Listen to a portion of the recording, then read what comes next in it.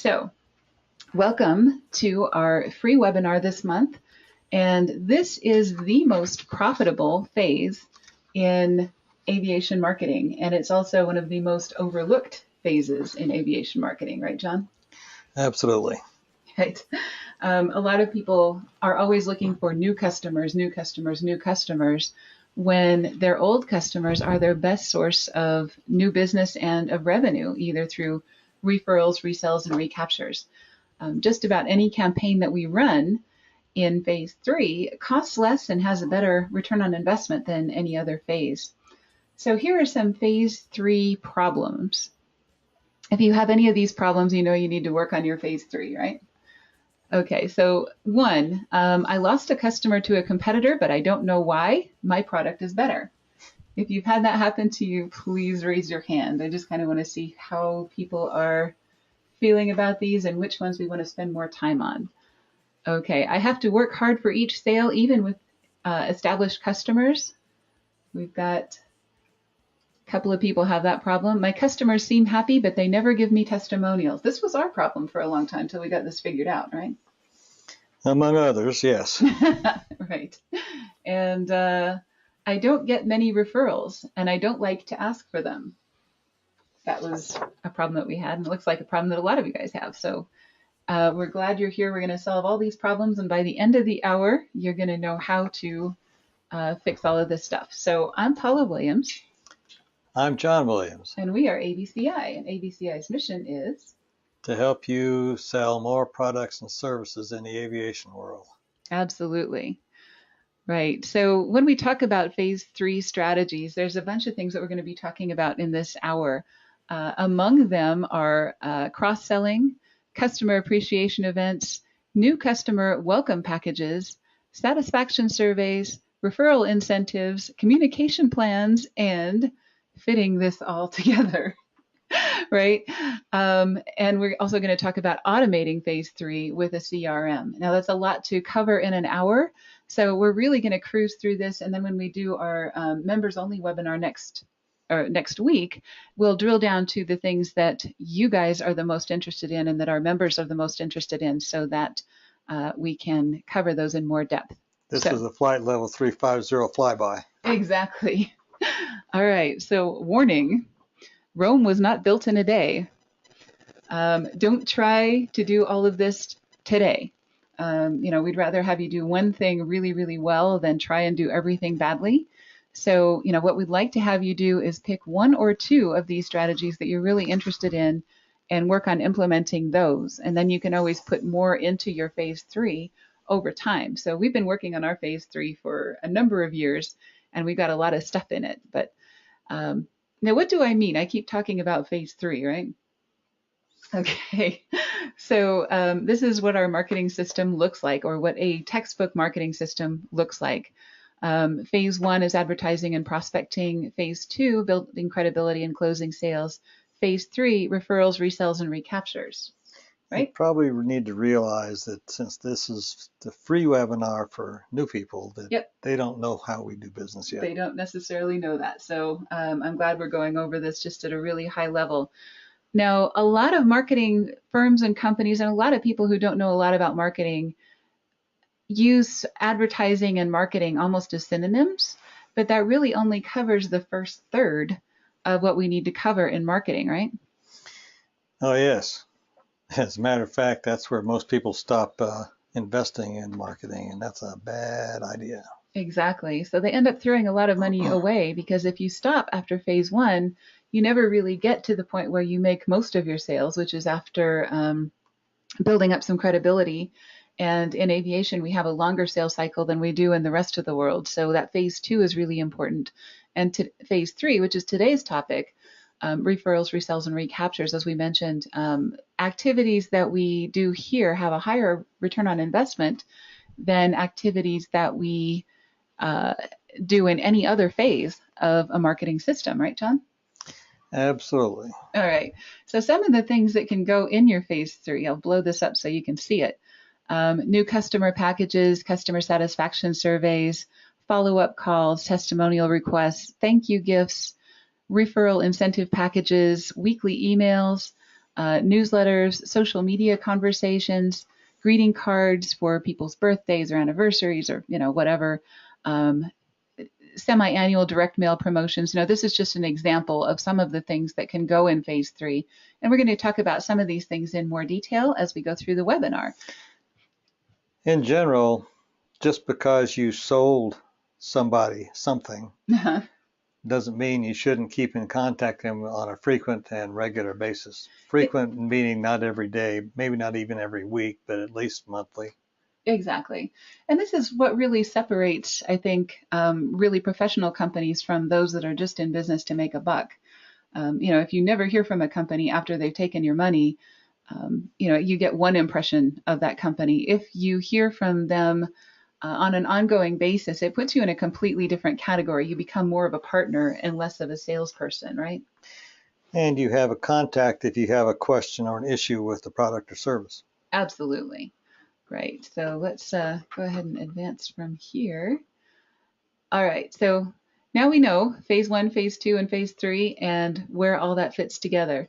So I'm going to talk in more detail about the phase 3 strategies, and I'm going to ask you to pick 1 or 2 of these and schedule action while you're in this webinar. So before you leave today, circle 2 of these and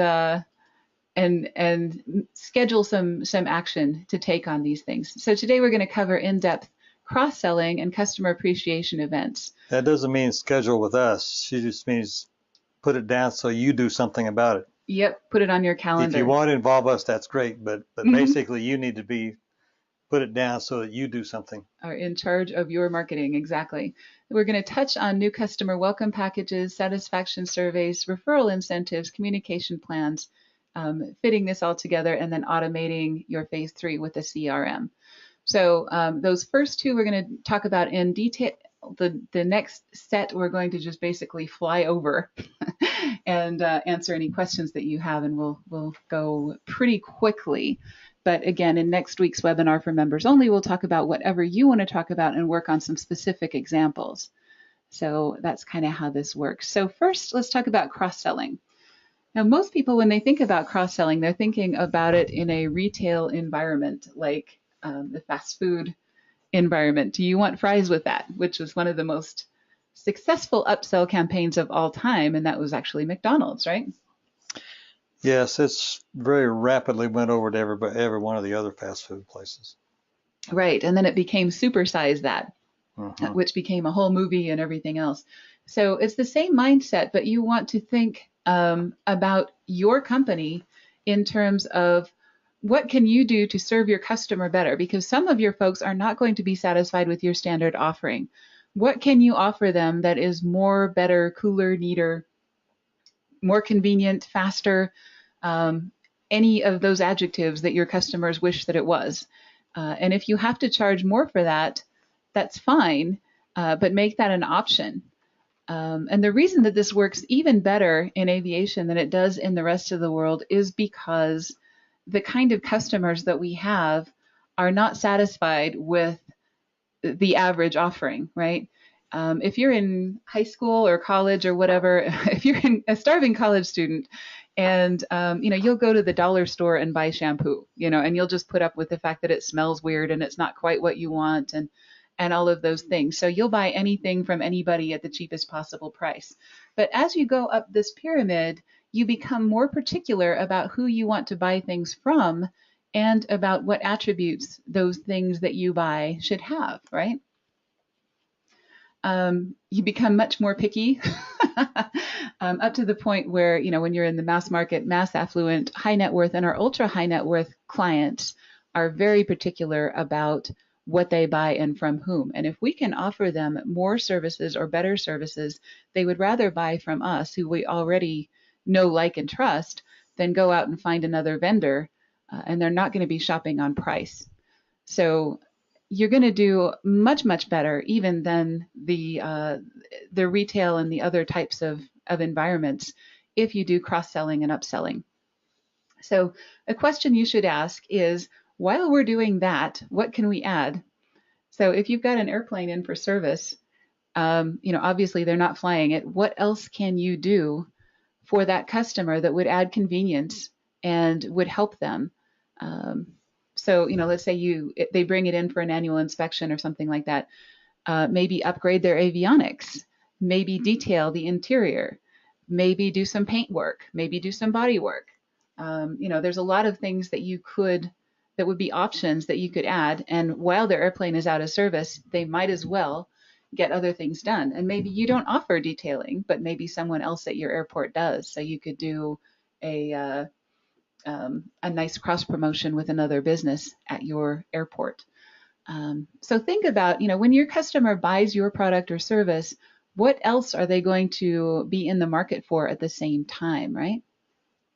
Okay, upselling. Again, we're talking about a market that always wants better, faster, more, cooler, cheaper, and so on. So if you can add some other service like ground transportation, dry cleaning, picking up their pets from, any other personal services, those usually are really good fits with aviation. And typically don't cost you that much. Exactly. But they really appreciate being able to make one call and having you become the concierge for their life. One company that's become really, really good at that is Special Services in South Carolina. It's, the way that they treat every single customer has become pretty amazing, and they are really good at ferreting out other things that they can do to really help a customer save time and energy and everything else. Another thing you can do is downselling. So, if you're having maybe some issues with a customer that is overbought in their airplane or something along those lines, and you think you're going to lose them, you can offer them something that is less expensive, like a jet card or a fractional service or something like that. So, there are ways to split the cost among multiple customers to do a downsell and still offer them what they really need. So think about what the options are. If you have just one product, you're not going to be serving that upscale market quite as well as you would otherwise.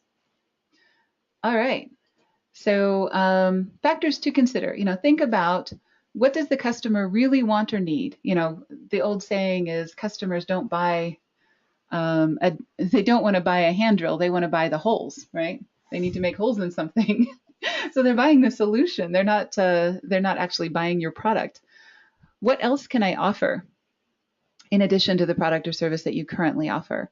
And what partnerships can you make in order to make good referrals to provide some of those services that maybe are outside of your forte, So you can think about those kinds of things. And let's talk about some questions about cross-selling. You can type these into your chat window or raise your hand, or whatever is the most convenient for you, and John will facilitate those for us. Of course I will. Of course he will. Where can I find partners for cross-selling? Okay. First of all, I would look at your airport. For local people, if you're an on-site kind of a service. If you are not an on-site kind of a service, then you may want to look at, of course, the Aviation Marketing Masterclass is a fantastic place to look for cross-sell opportunities, because those are all people who are interested in marketing. So in some cases, you may find folks who are interested in talking about projects you can work on together, where you can offer a joint product or something like that. Your Chamber of Commerce, there's lots of places to look for those opportunities. Are people annoyed when you try to sell them something else? That's a very good question. I used to tell my son when he was a teenager, you can say anything that you want to say. It's usually just a matter of how you say it, right? So if you're doing this in a considerate way and you're looking at it from the customer's point of view of, while this is going on, how about if we add this to your service? Would that save you time if we did that for you? And in most cases, they'll say yes. And in most cases, they'll appreciate you being thoughtful. If you're being obnoxious about it, then of course they're not going to like it. Okay. Do you have a formal commission agreement? Should you have a formal commission agreement when you're doing a cross-promoted product or something like that? You can, you can have those kinds of things. Like a lot of our charter companies have relationships with ground transportation or with bed and breakfast or with, other organizations where they get a commission for referring someone to that organization. And that is perfectly fine, but it's not necessary. In some cases, those do just fine being informal, where you give them some business, they give you some business, and it all works out. But if you're giving them a lot of business, you probably do want to think about formalizing that into some kind of an agreement. But mostly you just want to work with people that you trust to treat your customers well, is the most important thing, right? Yes. Yes, absolutely. Okay, so let's talk about customer appreciation events. Now, the goal of customer appreciation events is to get referrals and testimonials. And, it sounds like you're doing this completely out of the gratitude of your heart, since you are very, very happy that they are working with you and being your customers. And that is true. But it is also true that you can get more referrals and testimonials from having a customer appreciation event. So the way to do that best, we found, is if you have kind of a mix of people that you invite to a customer appreciation event.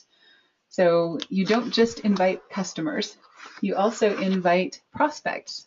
So if you have about a 75-25 split of 3/4 of the people that you invite are past or current customers, and 25% of the people that you invite are prospects, what you're going to do is immerse those prospects in an environment of raving fans, of people who know, like, and trust you, and who are, of course, going to talk about your product or service while they're in that event. And let me give you an example. This was last year at Bell's event at NBAA. They had, it was in Orlando, and they had some vans take people to their customer appreciation event at downtown Disney. And so, they had a lot of different photo opportunities and things, some roped off areas, and they fed us dinner, and they had a live band, and, all kinds of wonderful things. You don't have to go this crazy with it. If you're a smaller company and you don't have the kind of resources that Bell Helicopters does, of course, you wouldn't want to do this. But just using this as an example, they had about that mix of people. And so you'd listen to people who are informally milling around, getting food, talking to each other, interacting with the Disney characters and things like that. And they're all talking about how much they love their helicopters. So people like us who have not yet bought a helicopter are very impressed by the fact that they are talking to people who know, like, and trust Bell Helicopters. And there's a lot of people we can ask questions of, very specific questions about, different applications and different features of the helicopter that we may not have known about and may not know to ask. So, and another thing that they did that I thought was incredibly smart is they put together some photo opportunities with the Disney characters, and they handed out the photos with these, I'm not sure what you would call them, graphics on the bottom of the photo. So when they printed the photos, it had this on there. And then you can also share those on social media and things like that. So it was really cool, and it made sure that whenever you shared this photo, it also shared the Bell Helicopter name and the Disney's Hollywood Studios name. So of course there's some cross-marketing going on there. And it really encouraged people to share these on social media because it was fun and it was neat and it was cool and all of those things. So you can recreate a lot of those features without using that kind of budget. So, if you're a smaller company, and I'm guessing if you raise your hand if you are not as big as Bell, okay, almost everybody on the call is not quite as big as Bell, and I totally understand that. We are not either. So, here are some things that you can do. And again, if you print the handouts, you'll have all of these. I'm not going to go through them all, and this is way too many words for a slide, but just some different ideas of things that you could do, whether you have 10 people or 20 people, 30 people, 50 people, whatever is appropriate for the number of folks that you have and the amount of money that you can actually spend on a customer appreciation event. All right, so there's lots of things that you can do with a small, medium, and large budget, and I'm sure you guys have questions, so let's carry on with that. Speaking of budgets, yeah. How do we determine how much we should budget? That is a really good question. All right. So obviously, if you're not selling helicopters, you're not going to spend as much as Bell. So On the other hand, if you're selling Airbuses, if you're selling Airbuses, you're going to spend more than Bell. There are two calculations that we typically use, and I'm not going to go into a whole lot of detail about this just in the interest of time, but these two things are customer lifetime value. And the way that you calculate your customer lifetime value, they sometimes abbreviate this as CLV, is the amount of money that the average customer spends with you over the average lifetime that a customer has with your company. So as an example, and these are completely not accurate numbers, but let's say somebody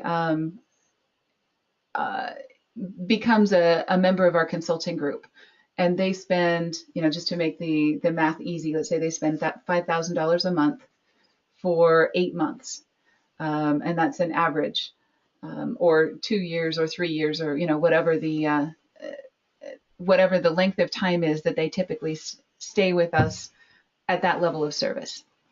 So you take the average amount that they spend times the amount of times that they spend it, and that becomes your customer lifetime value. And that's usually a number that's higher than you would anticipate. But what a customer appreciation event does is you spend some fraction of that.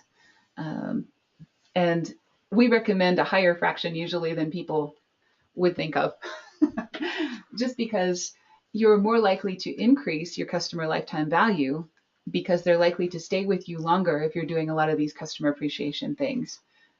The other thing is the value of any testimonials that they give you and the value of any referrals that they give you is equal to that customer lifetime value of that new person that they refer to you.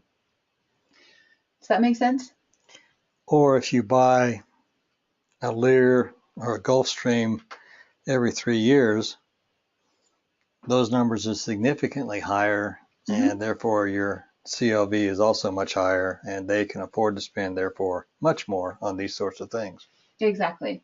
But if you sell like a $500 component and it's a one-time sale, then of course your customer lifetime value is only going to be $500. Chances are that person will rebuy at some point in the future, or will buy it for a new airplane, or will refer people to you. So it's still worth doing a customer appreciation event, but you're not going to spend nearly as much money on it. So in that case, you might want to just do like a dinner at a local restaurant, or something along those lines, or just meet them for dinner when you do a convention, and you're in the same city as they are. That reduces your travel cost, and all you're doing is buying them dinner. So, you need to do something, I think, for every customer that you have that spends money with you, to let them know that you appreciate them. And, that just makes them a lot more likely to give you testimonials, referrals, and other kinds of things. Okay, one more. Yeah. Aside from customers, how do I determine whom to invite? Okay.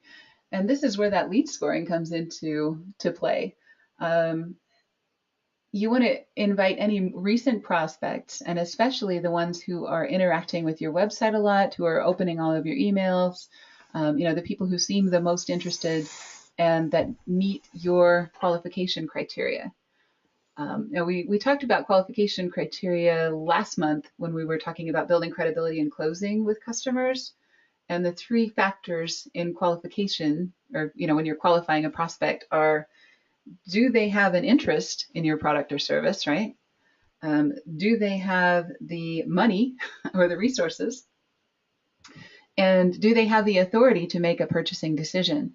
So if 2 or 3 of those factors you can answer for sure, yes, they are a qualified prospect, then it becomes much more worth the money to invite them to a customer appreciation event as a prospect and have them hobnobbing with your happy customers, right? Absolutely. Absolutely. Okay. Did that answer the question? Are there any more? I think you answered the question, and I don't see any more yet. Okay, cool. We got a quiet bunch today. This is something. I don't know if you guys are awake or if you are Anyway, if you could raise your hand if you are awake, just to make sure. We got a couple of people asking questions, but it's the same ones all the time. Thank you. All right, just making sure we're still broadcasting. I'm a little paranoid that way. All right, carrying on. New customer packages. We have, this is a package that John got when he got his brand new baby airplane. Well, that was all of it, actually. Mm-hmm. All the gizmos, the flashlight, the key fob, and the thing in the back was a cleaning kit. And what you don't see is a CD of all the pictures they took. And I think I even got a copy of the test flight acceptance checklist and so on, but whatever. Mm-hmm. And the reason for this is because when you make a purchase and you just parted with a whole lot of money in this process, and you go home or you go back to your office and you don't have anything to show the people back at the office because your airplane is at the airport and things like that. But you want people to talk to their friends, neighbors, coworkers, and so on about a purchase that they just made because they're probably really excited about it. So Cessna does a really good job of putting these conversation starters into their new customer welcome packages. Obviously, those airplane pictures are going to go on your desk, at least for the first few days after you've purchased an airplane. And everybody's going to come by and say, congratulations. It's almost like having a new baby, right? So it kind of makes a social event out of this purchase and makes a big deal out of it. You also have the keychain, that you're going to pull out of your pocket and think about every time you pull your keys out of your pocket. Oh yeah, I just bought a new airplane. And that has a flashlight on it, and it's really kind of cool. They also, I think there's a pen set and some other things. One really important thing is a laminated card, and this is something that everyone can do, is create a laminated card with a customer ID number, the number that you call if you have any problems, for customer service and things like that. It's just a way of making people feel really cared for and, knowing where to call and what to do when a problem comes up. And she said this is my airplane. Magically, however, it became hers. Exactly. This is Charlie, November 6208 Charlie, which is the airplane that I learned to fly in. And it's fantastic. But the point is, no matter what you sell, you want to put something tangible in the hands of your client as soon as they part with their money. It kind of gets over that buyer's remorse, and it also makes them a lot more likely to give you referrals, testimonials, and other kinds of things because they happen naturally because you become part of their office environment, part of their life habits, and so on. All right. So let's talk about customer satisfaction surveys. Here are 2 questions that really should be on your customer satisfaction survey if you have one. And if you don't have a customer satisfaction survey, you really should think about putting one together and sending it out every time you make a sale. Now, the first one is, how likely is it that you would recommend ABCI to a friend or colleague? And of course, you'd substitute your own company name in that. And, you have a 0 to 5 or a 1 to 10 or whatever the appropriate rating is there. And when you get one of these back with a really high rating, that gives you an inclination that this might be somebody that you want to give a call to and say, thank you very much for filling out our survey. And you mentioned that you would recommend our services to a friend or a colleague. Is there anyone that you had in mind when you read that question? Or is there anybody that we could follow up with and maybe send an information package to? And people are usually really receptive to that, right, John?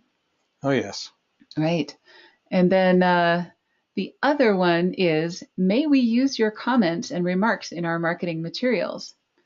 And, typically the question before, question 9, do you have any other comments, questions, or concerns? This is where they're going to say, love the experience, very smooth, terrific. They're going to say something if they really like what you've done for them. And then that question number 10 just automatically gives you permission to just copy that out and put it on your social media, put it on your website, put it in your brochures, use it everywhere that you possibly can, because those testimonials are super important. They're what we call social proof in making sure that any new customers that come along will see that you already have some very successful, happy relationships with people. All right, here's another referral incentive package that one of our clients used that was, I think, kind of intriguing. It's basically a bounty. Wanted tail numbers of piston or turbine aircraft flying in the northern states or Canada without a preheat system. Now this actually becomes kind of a safety issue. So, people see it more as a service than they do as a sales opportunity. So when people see something like this, they may think, oh my goodness, my friend, my neighbor, my hangar mate, my, whatever, doesn't have a preheat system. I really should talk to them about a Tannis preheat system. And I should, let them know that this is an important issue. So that's a pretty key item, and it's a pretty cool way of doing it. What they have is a form on their website where people can go in and enter the tail number and the name and phone number of the person that owns the airplane, and then Tannis will send coffee to both people, or a coffee card to both people, so that it kind of ties in with their preheat system service and so on. All right. Another thing that we want to talk about is like a regular email that you can send to your customers. Some of these could be like a tip of the week or something like that, where you are helping people understand more about the product or service that they just bought. As an example, we buy software. We buy a ton of software. And some of this software has a lot of different features that we didn't know we could use. So it's really, we may be spending a lot of money on it and think it's terribly expensive, but that's because we don't know, or we're not using it to its fullest capacity. It could be that your product or service that you're offering is also more valuable than your customer knows because they're not using it right. So, if you can send a tip of the week or a did you know that little factoid about your product or service that really emphasizes the value to them after the purchase, that really helps a lot. And this doesn't have to be a long sequence. It could be even 3 or 5 emails of a tip of the week after they've made the purchase. And John, this kind of drives you crazy, doesn't it? When you buy something and you keep getting surveys and emails. So how much is too much? Well, I don't expect a survey every time there's an interaction. Right. Yeah, I think that's too much as well. It depends. If they've interacted for several months, I don't know, probably what, quarterly? Mm-hmm. Like, I would be okay with that. For surveys, and then for like a tip of the week emails, those are fairly non-invasive and. Sure, as long as they're not repeats. Yeah, exactly. So make sure there are no repeats in your sequence, but otherwise, as long as it's useful information and fairly short, I think 1 a week is not too much for those. Another thing you can do is a printed newsletter. And a lot of people think, well, everything's online these days. Nobody reads paper. But we have found the opposite to be true. Whatever everybody else is doing, you want to do the opposite, right? Absolutely. Particularly in aviation, they tend to like to have something in your hands to read. Right. Exactly. And, since our target demographic is over 40, college educated, and so on, if you look at the studies of, what media people find the most credible, that demographic finds things that are printed and that they receive in the mail to be a lot more credible than things that they receive in emails or electronic format of any kind, so social media or whatever. So we really think that doing a printed newsletter is still worth it, and we're still doing one ourselves because it's very much worth it to us. Another thing that you can do is social media interactions. If someone has purchased your product, especially if it's a significant product, you want to connect with them on social media. And, this is about relationships, not just about money, right? So you want to get to know these folks. You want to find out what their problems are. You can find out a lot about what groups they're in on LinkedIn, as an example. What companies they've worked for in the past. So you can find out a little bit more about their background and other things that you might be able to suggest as possibilities for referrals and testimonials and so on. So the better you get to know these people, the more likely you are to make repeat sales and also get referrals and testimonials. So if they're connected with you on social media and they see something come out on your site and they agree with it, they're going to like it, which in a sense is like a mini testimonial, right? Yep. And all it takes is for them to click a button. And that really adds to the social proof of your product or service being something that other people are going to enjoy. So, and also they're very likely to add comments and say, yeah, when you did that for me, it was great. When they see something about something that you did for another customer. So they like to share those kinds of experiences, and it's easy for them to do if they're already hanging out on social media. Here's another thing that we like to do, and this is these would be physical cards that you physically get in the physical mail with an actual stamp that you've taken a pen and you've written something inside the card and on the, written their address and so on. So if you can once a month just get a bunch of birthday cards, with your logo on them or without, and send them to everybody who's going to be having a birthday that month. It doesn't have to arrive exactly on their birthday. So, this can be a kind of a batch job that you can do as a company, pass them around, get everybody to sign them, things like that. People don't get birthday cards that much anymore. And if they get one from you, it's going to stand out a lot more. You can also do thank you cards, thank you for making a purchase, thank you for your testimonial, thank you for your referral. Absolutely. Some of the larger companies even did this. I used to fly around the world quite a bit. Mm-hmm. And I had one year where I had a Hertz rental car every single day of the year. They were sending me birthday cards for years after that. Exactly. So it just lets them know, that you think they're important, you appreciate their business, you enjoy working with them, all of those things that make business worthwhile, right? And a lot of people will just thank people for a referral either on the phone or by email.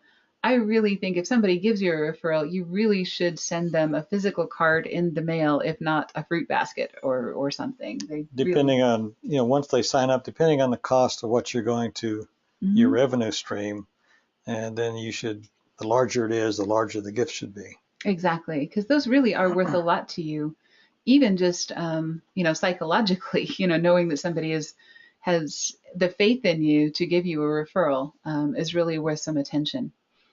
All right, so here's another thing, some direct mail packages. This was at Halloween. You can see we used a lot of Halloween stickers and candy in these. We really like doing these on Halloween and Valentine's Day. Now, why those two holidays as opposed to Christmas and, Easter and so on? The reason is because they are almost equally distant from each other. They're on equal ends of the calendar. There's not a whole lot of other things going on right then. Halloween is before people have been inundated with holidays, and we haven't had Thanksgiving and Christmas yet. They're less likely to be getting a ton of mail. They're not getting all the Christmas ads and things like that yet. And also, Halloween candy is cheap and it's always appreciated. So you can almost always design some kind of a campaign around direct mail, even if it's just a thank you for being our customer, and including some candy and a nice letter and some things like that, and maybe some updates about your company, some new products that you have that they maybe haven't purchased yet, and so on. Same thing for Valentine's Day. You can do Valentine's candy, you can do stickers, you can do, we love our customers. There's lots of things that you can do that are ways to play off those holidays that really make your customers notice that you're different from everyone else, right? Yes. Right. So the big corporations don't do this sort of thing, but people who have high net worth customers that really appreciate them, this is the sort of thing that really makes them notice that you have a relationship and you're not just a vendor. All right. So questions about phase 3 activities.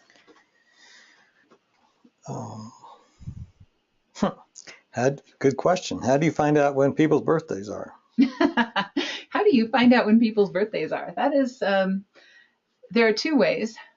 One is social media. If you're connecting with people on social media, as a matter of course, when someone makes a purchase, that should be part of your checklist. As you go through, we have a new customer, here are the things we need to do to set them up and everything else. You want to connect with them on social media, and you'd be amazed how many people's birthdays with the year and everything are on Facebook. We don't advise that, just for identity purposes, and identity theft is a problem. So if your own birthday is visible on social media, you may want to think twice about showing that, especially the year. But you'd also be really amazed at how many people's birthdays are out there. Second thing is, you can ask them in your documentation somewhere as part of your process, just for their birth month and day. You don't have to ask for the year, and most people will just give it to you. So that's easy. And here's another good one. How do we determine how much to budget for new customer packages and secondarily referral packages? Okay, same thing. You want to figure out your customer lifetime value, and then you're going to have to guess a percentage for each of these activities. So if this is the only phase 3 activity you have, like all you do is a customer appreciation event, then you put all of your phase 3 budget into that one event. If you want to split that out among multiple activities, which I do recommend that you do over time, then you're going to want to split that out. And you're going to say, okay, so how much should I budget for phase 3 altogether, right? For most companies that are established and have a lot of customers, we usually recommend that they take their whole marketing budget and they split it 50-50 between phase 1 and then the other 50 between phase 2 and 3. So you've got a 50 on phase 1 and then another 50 split between phase 2 and phase 3. So depending on the age and size of your company and how many old customers you have, you can kind of figure out from then whether you want to do 25-25 in your phase 2 and 3, or have some other kind of split. But the older and more established company you are, the more money you want to spend on phase 3, and the more events that you want to split that money out over. Does that make sense? You're asking me? Yeah, I'm asking you. Of course, you're the money guy. Of course it makes sense. Okay, and the person that asked the question, if you could raise your hand if that makes sense. Fantastic. Okay, we're good. Anything else? Other questions? Nope. Nope. No other questions? We're good so far. Good so far. Okay. All right. So once again, let's kind of talk about this, because this did get a little bit complicated. So you're going to split 50-50 between phase 1 and the other 50 between phase 2 and 3. So then you can split that second 50 into 25-25 or whatever it might be. And then if you have one event in phase 3 or one activity in your phase 3, then you're going to put all of your money on that. If you have more than one activity, then you're just going to have to figure that out in math that is more complicated than we're going to go into today, right? Yes. Okay. All right. So that works. And now we know how this all fits together and about what happens here. Okay. Let's talk about putting this all together and using a CRM. If you are using a CRM, there are two things that I want you to pay attention to. One is an account summary. Almost every CRM has an account summary where you can see how much this person has spent with you. And there is an algorithm that people use who are really, really fantastic customer service on the ball folks that pops up on their screen when they're talking to you on the phone. And John, I know you know exactly what I'm talking about, because whenever you call American Express, they say, "Thank you for using American Express, Mr. Williams. We know exactly who you are. We know how long you've been with us, and we know how much you spend with us." They don't say it quite exactly that way, but yes, they do. They because we're in marketing, I know when I call them and I start doing this, they've got the CRM popped up in front of me. In fact, it pops open when the telephone rings, so they already know who it is. Hmm. Exactly. So this way you can prioritize, you know what your customer lifetime value is for a particular customer, and you know who is paying your salary and who is buttering your bread. So when this person calls and asks for something a little bit out of the ordinary, it's going to be a different situation than somebody that spends less money, and in this case, it's just a number out of the blue that I pulled up from one of our CRMs. So this is a person that spent $1,836 with us over some amount of time. And so, this is a person that I kind of have an idea of which products he's bought and so on, and I can see that at a glance. Another thing is a lead score. Some of the CRMs have this feature, and what it is it shows how many of your emails they're opening, how many times they're visiting your website, if you have that enabled, and if you have the coding on your website that allows that to be tracked. So if someone has a really low lead score, like this person has 1 out of 5 flames, and this is using Infusionsoft, then I can tell this is somebody who is not terribly engaged with us. They're not visiting our website and they're not opening every single email. So this might be somebody that I'd want to call by phone and say, did your email change, or, is there something going on that we should know about? I just wanted to check in with you and see how things are going, because, it looks like maybe our materials aren't getting through, or, it looks like maybe you're getting busy with something else. Or in one case, we saw something like this happen, and that person had left the company and had assigned ownership of what we were consulting about to somebody else, and we didn't even know until we saw that lead score drop. So, that's just kind of a way of paying attention to your customers and understanding how much you should spend on your phase 3 activities, and how to put this all together, right? So another thing you can look at is, what have they read? Okay, so when you're putting together those communication plans, and you put together maybe those tip of the weeks, things like that, you can see which ones more people are clicking on and which ones are getting ignored, and do more of what people like and less of what people don't. So, if you're sending out 3 surveys and by the 3rd survey nobody's opening them, then that you're sending too many surveys, right? Yes, absolutely. Okay, so we can make all of the assumptions in the world, but what really shows us what's going on is the data in our CRM, right? Okay, so back to our checklist here. We want to pick 1 or 2 of these items and schedule action before you leave today. Which ones of these are things that you want to add to your company's phase 3 marketing system. And there are lots of things to do. If you are just starting out, you may want to start with just a customer appreciation event, and that's all you do in your phase 3. That will still be 1,000 times better than last year when you didn't do a customer appreciation event, right? Or you may want to just pick, let's just do a tip of the week. If you have absolutely no money to spend on this, there are things that you can still do to make this work and to make your phase 3 actually a little more useful than it was before. All right, so let's go back to the problems that we were trying to solve when we showed up at this webinar. And I want you to raise your hand if you have some ideas of what to do about each of these problems. I lost a customer to a competitor, but I don't know why. My product is better. The answer to that is you probably didn't stay in touch with your customer. So I see some hands going up. It looks like we have some thoughts on how to solve that problem.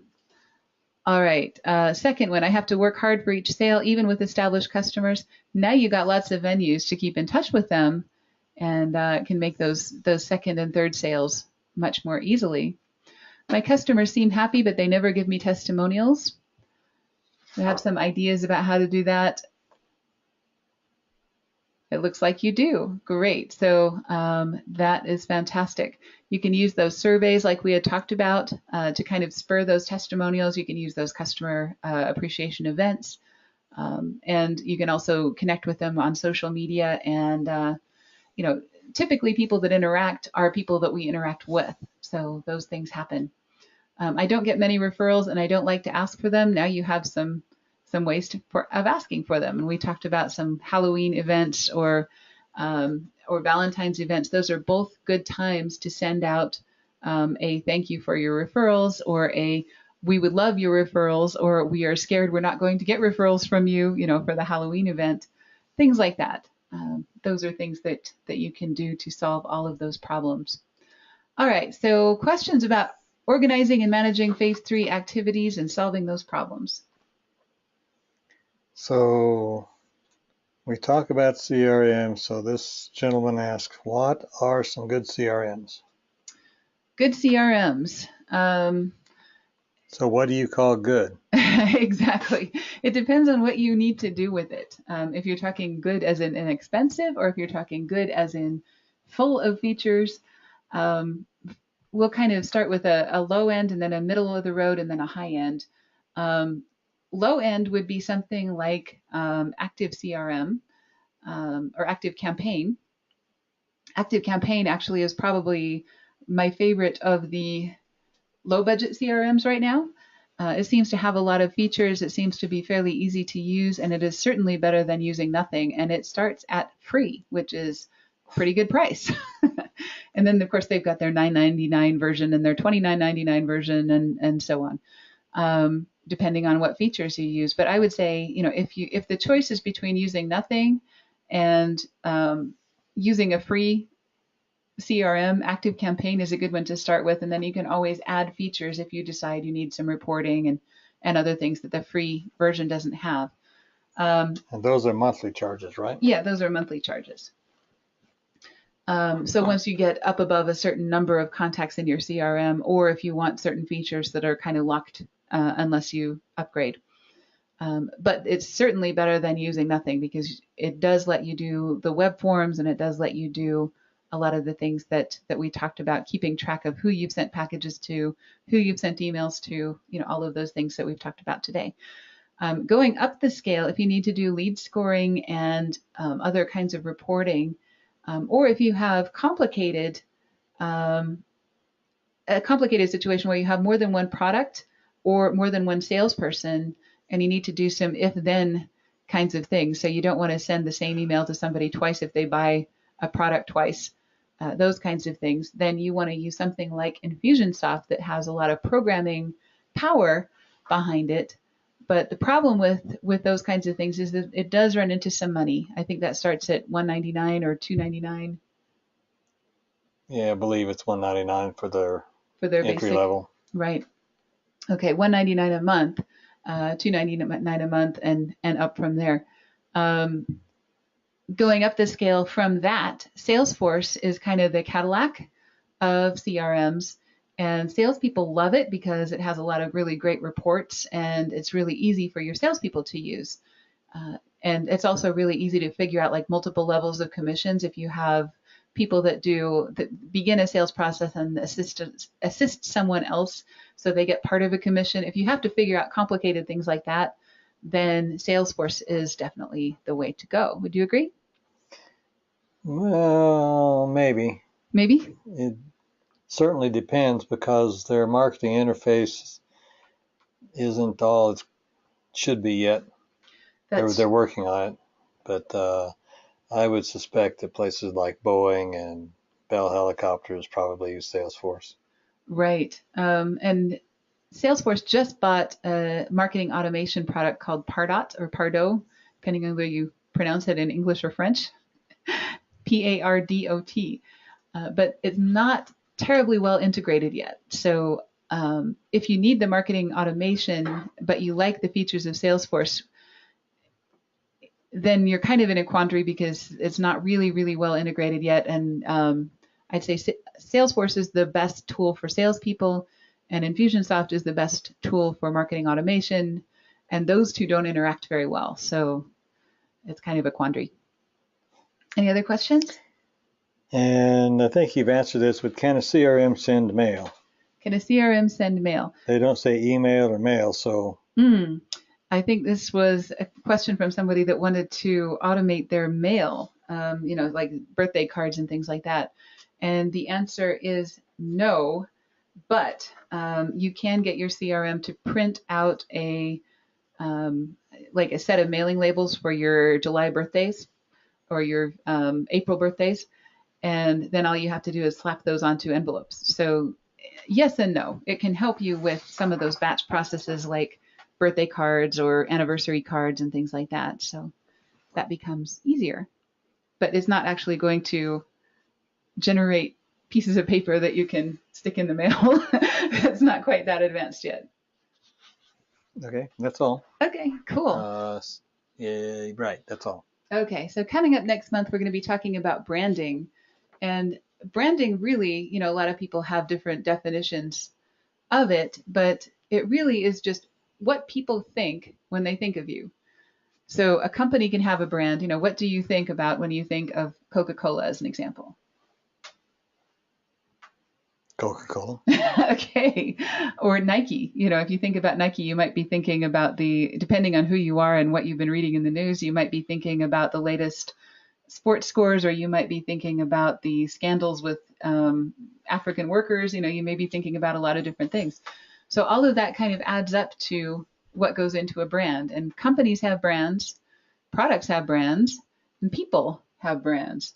And every interaction that you have either builds, reinforces, or destroys that brand, right? When you're traveling international and you see the Coke brand, it's really nice to know that you can actually get an American drink. Yeah, so that brand is nostalgia. It's a lot of things that happen besides fizzy sugar water, right? True. Okay, they've done a really good job of doing that. So, as you know, this is a free webinar and it is part of our aviation marketing masterclass. And, we offer the masterclass to people who are interested in topics like this one. So what we want to get out of the masterclass and what you may want to get out of your job or your life is a more robust, predictable, measurable, and stable marketing system by doing one thing each month. Like today we talked about our phase 3 marketing system and some different activities that we can add to our phase 3 marketing system.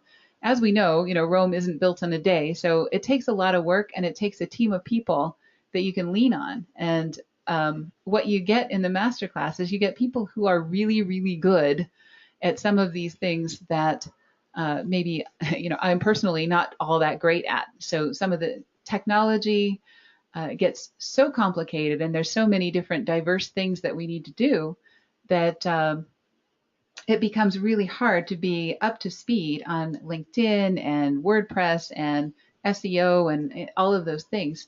So having a team of people, even if you don't have a team in your company, you can have a team with the masterclass. You also get our help much less expensively than consulting. ABCI charges $2,000 a day plus travel and expenses when we do individual consulting for companies, and which is great when we're working on a campaign for a company. We like to have that devoted time to work together, and it's great. We sit around and in a room together and do that work. But we don't always have that luxury, and you may not always have the time and money to do one-on-one consulting. So that's why we built the masterclass, is to put some aviation marketing and sales professionals together in one place, because we know that success is about what you know and about who you know. And in a lot of cases, we've talked about co-marketing agreements where you can split the cost of getting something done or improve your credibility by associating with someone else. And you can really save a lot of time, money, and reputation by running things by somebody else before you put it out there, or by working together on a lot of these things. We also focus on what's relevant. So there's a lot of marketing programs out there on the web nowadays. It's just kind of a wash in information, but it's really hard to figure out what's going to work in aviation and what's not going to work in aviation, right? We have a weird market here. Okay. We also don't ever want to reinvent hot water. So if somebody else has figured out a great way of doing something and they share it, that happens a lot in the masterclass. This is people who really enjoy helping other folks and learning one thing at a time. And handling one task at a time, which is great. So to introduce you to a few of the people in the masterclass, Bert Boda is our Facebook group facilitator. He does member highlights. He interviews one member a month, and that way we get to know our members a lot better and are able to figure out who does what and who we should call when we have a problem with what, that kind of thing. We also have test flights. That's where our fighter pilot, Jeff Stadola, will take an ad and shoot it down and say, here's what could be better about your headline. Here's what could be better about your graphics. Here's what could be better about your call to action, other kinds of things. And that really saves a lot of people a lot of time and money because they're not publishing terrible ads. Friends don't let friends publish terrible ads, right? True. Okay. We also have Brian Pilcher, who is our tech guru, and he handles CRM, social media, analytics, any questions that people have. He's very, very smart and publishes our tech tips every Tuesday and also answers a lot of questions within that Facebook private group. So those are all resources for you. We have a book club. This month, we're reading The Referral Engine by John Jantsch. If you've ever heard of duct tape marketing, John Jantsch is the guy behind duct tape marketing. So what we're doing is we're taking kind of a mass market business book or marketing book, and we're breaking it down into here are the pieces of that book that are really helpful for aviation. So I send these out with like 6 bookmarks in each book with some notes in there that say, you should read this section and this section and this section. And those are the sections that we talk about in the Facebook private group and other places so that we are able to discuss those and work together on those. You also get office hours with our very smart John Williams. He's our MBA finance nerd and business development guy. He's got a lot of business and finance experience that I don't, and is really helpful to a lot of our clients. And of course, with me, I do campaign strategy, organization, and copy and design. So any problems that you have with those things, we can work on during your office hours. All right, so that's kind of the basics of the masterclass. If you are a guest today and you'd like to join the masterclass, we'd love to have you at least try it, see what you think of it. And we have some incentives for doing that. And what we have are basically, if you sign up at the silver level or higher, we will work with you to create a 3-step program for your new customers designed to get more testimonials and referrals. And what that does is basically, depending on your company, your budget, your customers, and so on, it might be 3 emails. It might be 2 emails and a postcard. It might be a customer appreciation event and 2 emails. Whatever form that takes, those are things that we would be happy to help you work with as a new member. Sometimes it's hard to get started on your own, right? Yes, much easier to modify something already rolling along. Exactly. So if you're not a member and you would like to become one, if you do that sometime in the next, I'll actually give you 10 minutes. Let's see if I can, there we go. Because we spent a lot of time on this webinar. But if you sign up at the silver level or higher within the next 10 minutes, then we will work on a 3-step phase 3 program for you. And we'll go from there. So just go ahead and go to aviationbusinessconsultants.com/class. You can do that in another window and leave this one open so you can listen to us doing our Q&A. And go ahead and fill out the form at the silver level or higher, and we would be happy to set that up for you. All right, so we'll take questions for the next 10 minutes and 12 seconds on anything that you want to talk about, whether that is phase 3 activities or whether that's the masterclass or whatever you have questions about. All right. Well, there's a couple here. Okay. When does the masterclass start and stop? Okay. The masterclass is actually ongoing. We have a webinar each month. Our Facebook private group is open all the time, 24/7. You may not get responses in the middle of the night, but we do have some folks from Turkey and from Paris who are up in the middle of the night. So it's not like a finite class that starts and stops. So you can join anytime and you can drop out anytime. Well, that answers the second question. How long is the guy committed for? Right. There is no commitment. If you join and you find out it's not for you, you can simply drop that at any time. We'd like you to try it for at least a month. Come to at least a couple of webinars, participate with the group, listen to the book club, other kinds of things, and see where it takes you. And just like any other group, you get out of it what you put in. So there is no long-term commitment. And if you're not a good fit for the group, then we would just as soon not have you, right? Of course. Of course. Exactly. We've actually been really impressed with the people that are in the group. They have been so helpful to each other. And in some cases, we've had somebody who's selling a product and they need to talk to an airplane broker because they had some specific questions that only a broker would know. And one of our members just jumped up and offered his time, spent an hour with him, straightening out his sales presentation so that the language was correct for brokers and things. So, there's a lot of folks in that group that really take it seriously and that really enjoy helping other people. And those are the kind of folks that we're looking for, people that give by getting or get by giving, right? True. Yeah.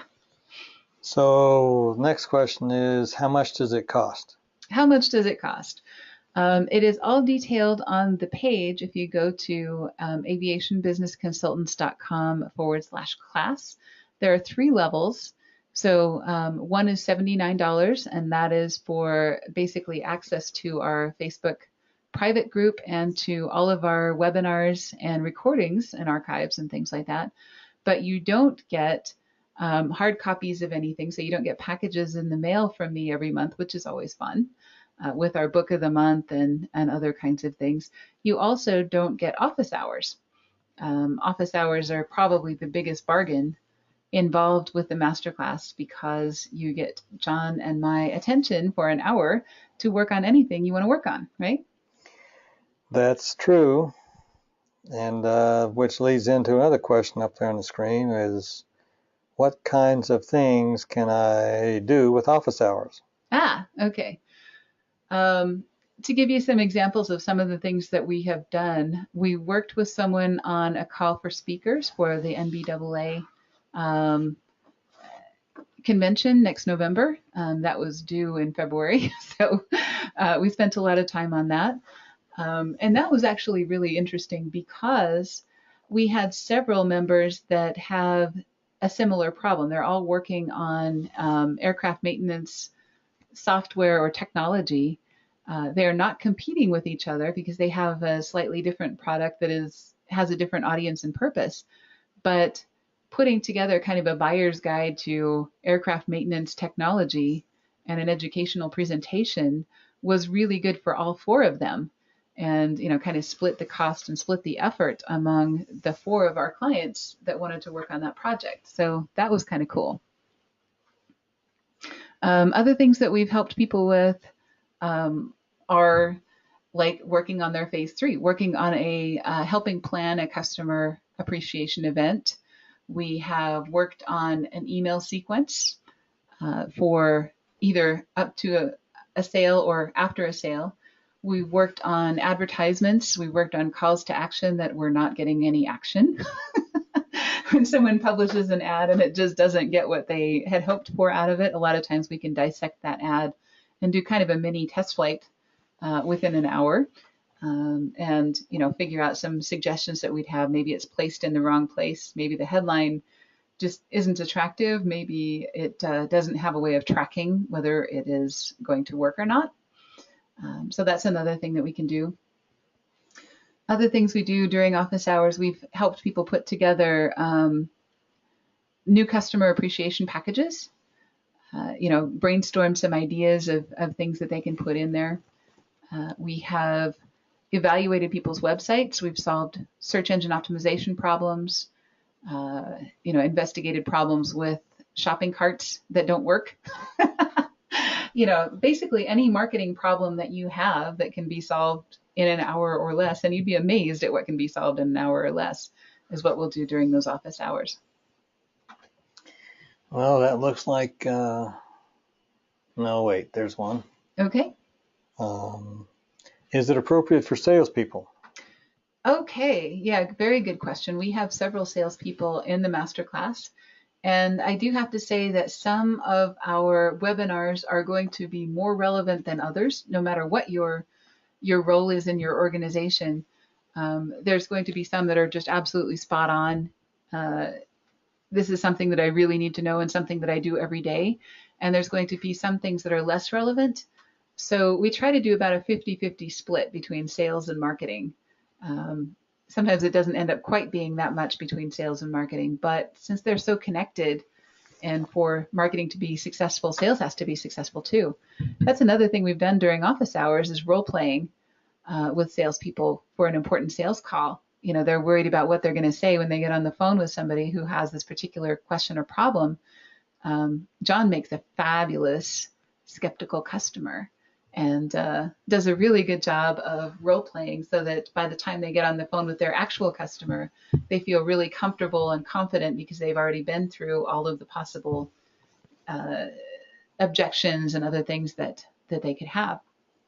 So yes, salespeople are very welcome, and we have CEOs and founders of companies in the masterclass. We have inventors of components or software. We have marketing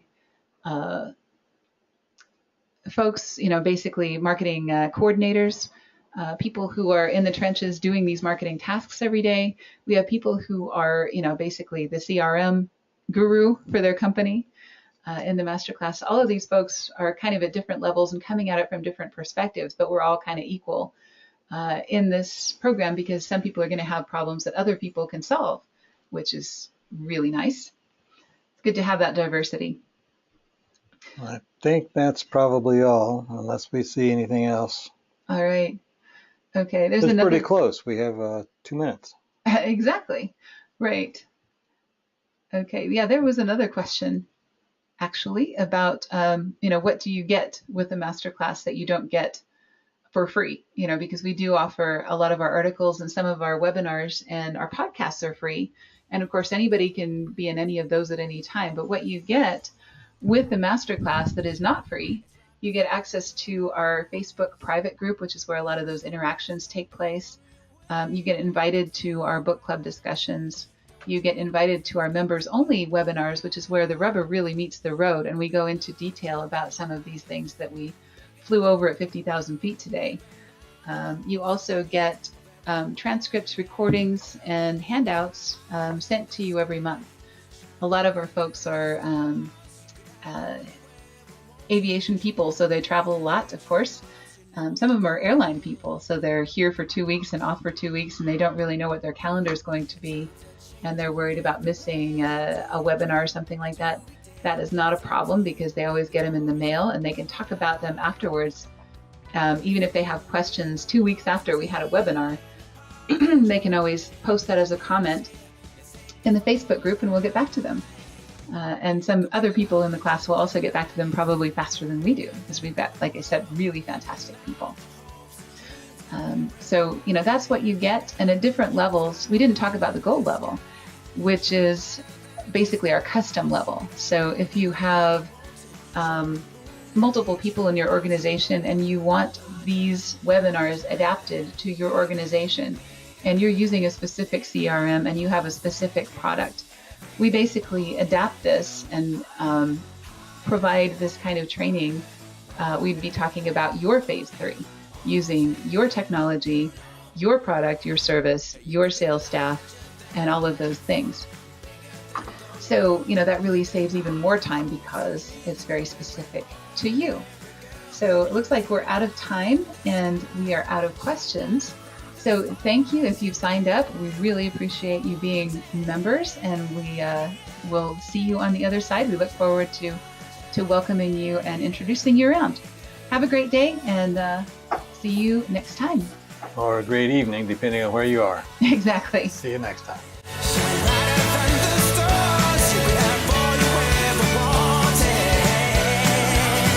You know you could.